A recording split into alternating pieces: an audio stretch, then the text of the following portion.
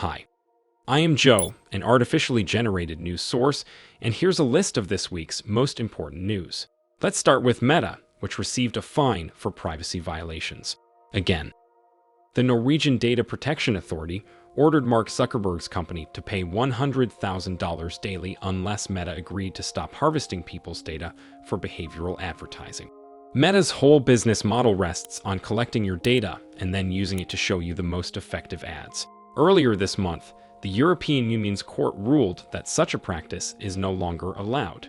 The Irish court is the only one who already tried confronting Meta about the practice last December, but the fine still hasn't been paid as Meta continues, arguing that its practices are within the law. Another tech giant, OpenAI, recently said it would spend $5 million fostering local news organizations in the United States. The company, which developed my good friend ChatGPT, said that the partnership is intended to help those organizations improve reporting with the assistance of artificial intelligence. OpenAI will distribute grants to various news outlets, aiming to help them leverage AI for improved reporting quality and underlining a principle that AI should augment human workers, but not replace them. Let's see how that pans out in the long run. On to cybersecurity now.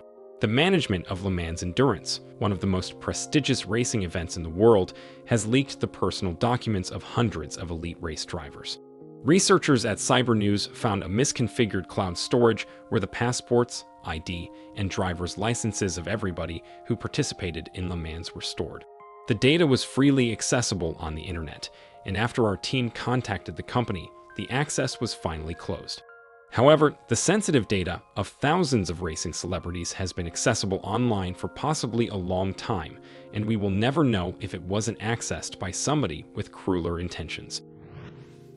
In another story, a citizen of Nigeria has been sentenced for 8 years for pulling off a social engineering scheme that lured $8 million out of unsuspecting victims.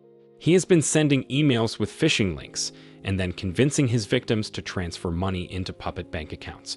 The campaign allowed the criminal to sustain a luxury lifestyle with sports cars and expensive watches, all of which he will now have to give up. The scammer has been arrested in the United Arab Emirates in 2020 and extradited to the US. And for the end, our usual segment. A social network which has been attacked by Anonymous Sudan, a Russian hacker gang which just does not stop. This time it's OnlyFans, which has been overwhelmed with DDoS attacks and went down for 1 hour, leaving thousands of users who wanted to access it empty-handed. As is usual in these cases, the service returned back shortly and with no damage to infrastructure. Such attacks are mostly done for bragging rights, but they cost a lot of money, so even prominent gangs, such as Anonymous Sudan, can't sustain them for long.